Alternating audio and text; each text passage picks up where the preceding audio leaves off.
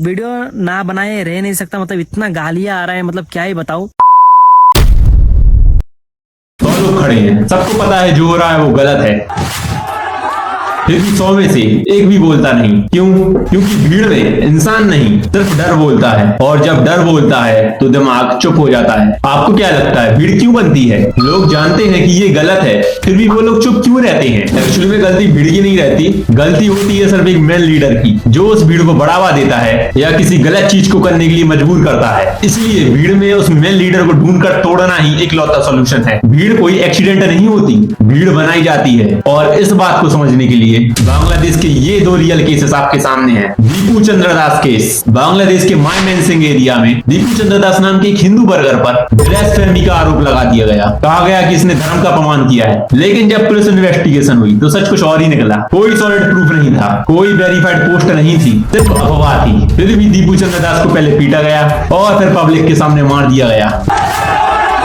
या पब्लिक ने ही मार दिया और बाकी भीड़ बस खड़ी रही और देखकर वीडियो बनाती रही। और बाद में बांग्लादेश पुलिस ने खुद कहा जो आरोप लगाया गया था उसका तो कोई सबूत ही नहीं मिला। सवाल ये है जब प्रूफ ही नहीं था तो सजा किसने दे दी? कानून नाम की कोई चीज नहीं है क्या वहां पर? या बांग्लादेश की जनता के लिए सिर्फ कानून सिर्फ नाम की चीज है? अब दूसरा केस ही देख लो, अमृत मंडल। क्योंकि इसी केस के कुछ ही दिन बाद बांग्लादेश के राजवाड़ी डिस्ट्रिक्ट में अमृत मंडल नाम के एक आदमी को भीड़ ने मार दिया। और इस बार आरोप था कि जबरन वसूली, एक्सटॉर्शन, गलत काम। पर यहाँ भी सवाल वही है, अगर उसने कुछ गलत किया भी है तो फैसला कौन देता, सजा कौन देता? आप लोग का देश में तो सरकार होता ही होगा, पुलिस वगैरह होता ही होगा, ठीक है, तो उन लोग का पास तो उन लोग देखेंगे ना आप लोग होते कौन हैं सजा देने वाले। इस केस में भी भीड़ इकट्ठी हुई, मतलब वही किसी एक या 2 लोगों ने आग लगाई होगी और बाकी लोग फॉलो करते चले गए। इन दोनों केसेस का पैटर्न एक ही है, बस नाम अलग थे, आरोप अलग थे, लेकिन तरीका पूरा सेम था। एक या 2 मेन लीडर उसी तरीके से अफवाह फैलाते हैं, वही बोलते हैं इसको सबक सिखाओ।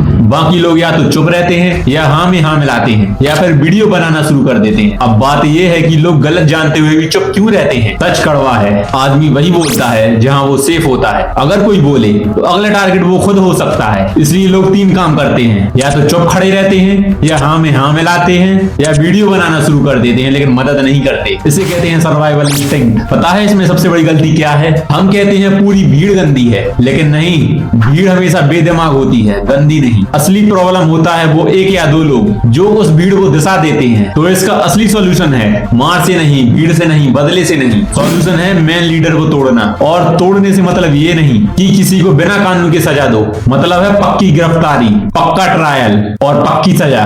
अब वो चाहे उम्र कैद हो या फांसी। क्योंकि अगर लीडर चुप हो जाए तो भीड़ खुद टूट जाती है। अगर हर लीडर को पकड़ा जाए और उसे एग्जाम्पल बनाया जाए कि भीड़ को गुमराह या भड़काने पर कितनी खतरनाक सजा हो सकती है, तो नेक्स्ट बार कोई भी भीड़ को भड़काने से पहले 100 बार सोचेगा। और अगर लीडर को नहीं तोड़ा गया तो आज दीपू चंद्र दास, कल अमृत मंडल, परसों कोई और भीड़ हर बार बोलेगी हमें लगा जो हो रहा है सही हो रहा है। फिर कोई बोलेगा ये तो गलती हो गई, पर तब तक एक और जान जा चुकी होगी। इसलिए ये केस अलग नहीं है, सिर्फ बहाना अलग है। जब तक भड़काने वाला लीडर सेफ रहेगा समझ लो तब तक कोई सेफ नहीं है। सरकार से मेरी यही गुजारिश है कि जो भी इन केसेस के मेन दोषी हैं उनको कड़ी से कड़ी सजा दी जाए और उनका एग्जाम्पल बनाया जाए, ताकि अगली बार कोई ऐसी हरकत करने में 100 बार सोचे। धन्यवाद।